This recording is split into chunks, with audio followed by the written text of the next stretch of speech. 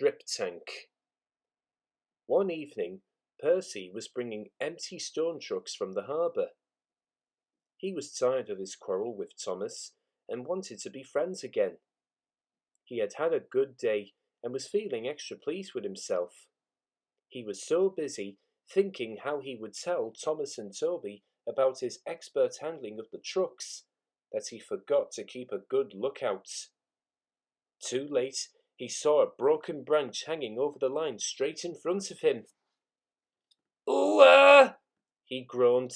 He tried to stop, but his brakes wouldn't hold him. "Ouch!" he exclaimed a moment later. The branch hit his smoke box, broke away, and crashed to the ground. Percy was more startled than hurt, but his front was still sore when he reached the shed. "It's your own fault," Thomas said unsympathetically. "You should keep a better lookout. I've no patience with you." "Pooh!" retorted Percy huffily.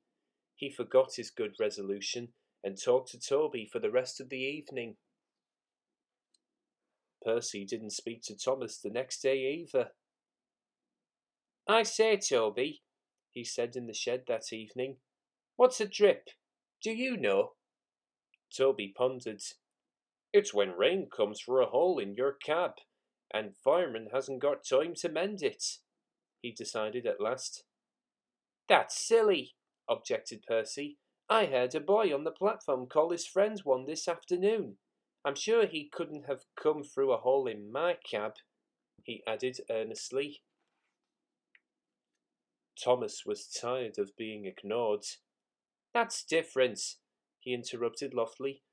"The boy just thought his friend was being a coward, or silly, or a spoil sport." Percy thought about this. "So he suggested reflectively, if you stopped me from doing something nice, would you be a drip, Thomas?"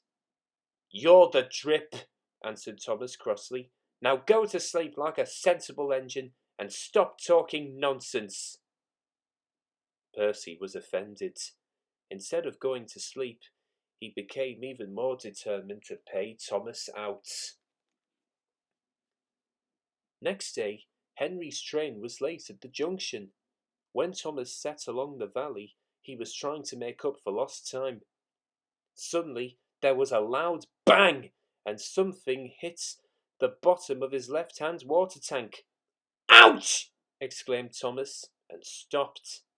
As he did, so he felt water splashing cold against his wheels.